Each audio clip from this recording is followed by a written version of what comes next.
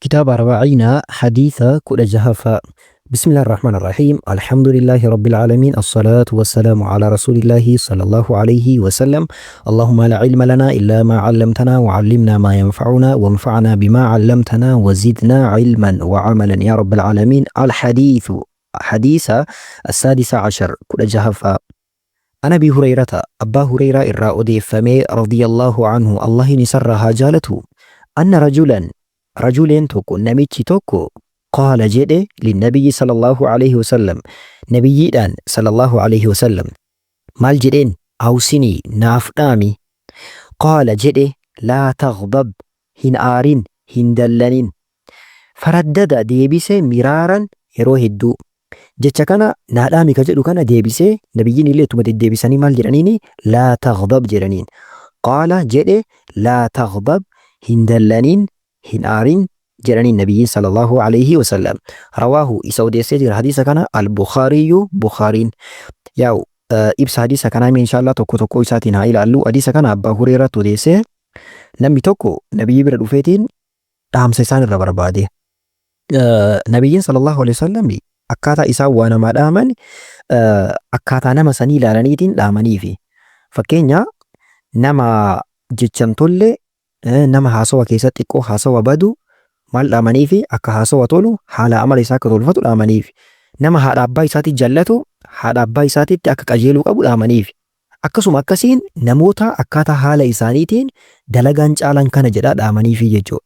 Nama kanallee waan dallansuuttu waan aariittu irraa mudhataaf jecha maal dhaamaniifi hin aarin jedhaniin. Hin aarin jechuun maal jechuun laa taghdab jechuun hiikkaan isaa maali? Ulamaa'iin hiikaa gara sadiitiin kaayanii. tokkoffaani idaa jaa'atil asbaabu latii tughdibuka akzim waxfadh nafsaka. yoo sababaan aarii sitti fiddu sababaan waasi aarsuu wahii yoo sitti dhufe aarii keessan liqimsi qabadhu.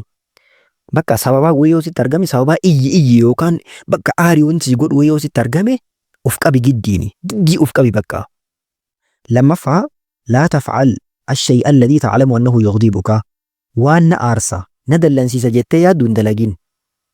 Namni gariin harkaan dhaqeetiin balaa ofii tuttuqa. Ofiin waan isa aarsu dhaqeetiin dalaga. Akkas hin dalagin jechuudha. Waan si aarsu ofii keetii dhaqxeetiin hin naanneessiin dhiisi jechuu. Sadaffaani allaa tunaffiza muqtabal ghadab. Muqtadaa yookaan aariin keessuun garam si oofuuf ta'a. Waa dhayi cabsisi godhaami waan san hin godhin. Aariin kee fakkeenyaaf waa balleessisiin jedhaami waan balleessin. Waa dubbadhu siin jedhaami waan dubbatiin. Bakka cadhi harka kee qabi. Qalbii kee qabi. Sammuu kee qabi. Of qabi bakka. Sa'aatii harte sanitti waan aariin kee godhi siin jedhe san gochuuf hin deemin. Booddee gaabbuu dandeetta. Aariin jimaa sharri jedhanii. Sharri waan jedhamu mara ka walitti qabatu isa jedhanii. Sharriin marti aarii keessa wal ga'a. Namni yeroo aare waa balleessa. Aariidhaan waan hin taane waan hin jaalanne hunda dalaga.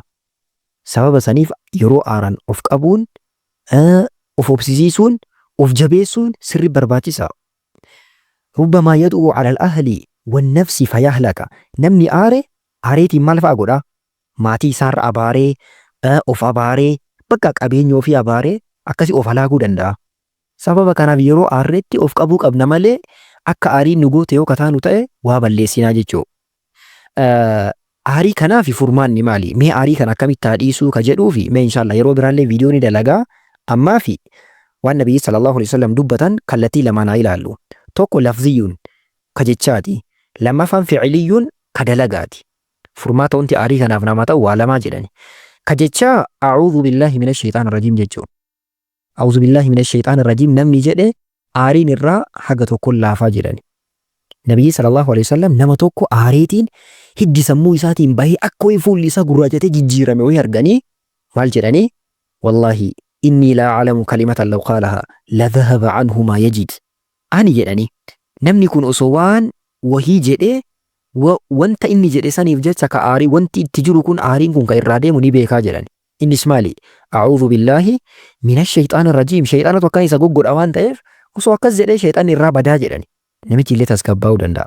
Kanaaf a'uudhu billaahi minash shayxaanir rajiim jechuu qabna. Lammaffaan fi'iliyyuun fi'iliyyiidha. Fi'iliyyiin kunillee kallattii hedduudhaan jira. Tokkoffaan taghiirul hay'ati haala ofii akkaataa ofii jijjiiratu. Fakkeenya yoo dura dhaabataa jiraate taa'uudha. Maa jennaan ka dhaabatee jiru harkaan wayii fiiguu danda'a. Waa balleessuu danda'a osoo taa'e. Yoo taa'ee jiraate osoo hirkate haga tokko furmaata isaa ta'aa jiran hayyoonni. Sababa kanaaf heeyaa ofii yookaan akkaataa ofii ka dhaabii taa'uudhaan ka taa'e hirkatuudhaan osoo akkana jijjiirannee nurraa baduu danda'a jechuudha. Akkasuma malee wuduu'a gochuudha. Wuduu'a namni tokko osoo godhe aariin sun irraa badaa jedhani. Osoo dhiqatee mataa isaa gadatoos dhiqatee fuula isaa osoo dhiqatee aariin irraa badaa jedhani. Ittaansee sukuuta cal'isuudha. Bakka waa dubbatuu dhabu. Yeroo aaran waa dubbatuun wallaahi waa balleessa. Maa jennaan sammuu ofii koontirool yookaan to'atuu hin danda'u. Yoo sammuu ofii hin to'anne ammoo afaan isaatii waan hin taane bahuu danda'a. Sababa kanaaf cal'isu. Waa dubbatuu dhabu bakka cal'isu. Aaranii waa balleessanii. Aariidhaan waan hin taane dubbata. Sababa kanaaf cal'isuudha. Wanta akka dubbatuu dhabu. Inni xumuraa mughaadaratul makaani. Iddoo san gadhiisu. Bakka. Fakkeenya abbaa manaa ta'eetiin haati manaa isaa osoo isa aarsitee isii bira yoo taa'e isiin yoo aarte yookiin ibiddatti qabsiisuu dandeetti. Namichi aareetiin aarii keessa seenee yookiin dhahee miidhaa yookiin ammoo waa jedhee hin xalaaqaa asool waan hin jaalatamne ho'i dalaguu danda'a. Maal gochuu qaba? Achumaa deemu bakka. Baheetumaan manaa lixu. Haga isiin illee itti furutti, haga isallee itti furutti, haga isaan lachuu taragagga'anii tasgabba'anitti mana sanii bahee lixuun furmaataa jechuudha. Sababa kanaaf iddoo gadi dhiisuun, iddoo sanii deemuun, nama tokko yoo lolle iddoo sanii deemuun furmaata. Afaan keessa yoo namaa wal dhaban achii deemuun furmaata. Sababa kanaaf akkas ta'uu qabnaa. Kallattii kanaan furmaata ni ta'a jedhanii hayyoonni. Hadiisni 16ffaan kana fakkaata. Inshaallah hadiisa 17ffaa itti fufna. Assalaamu alaikum warahmatullahi wabarakaatuh.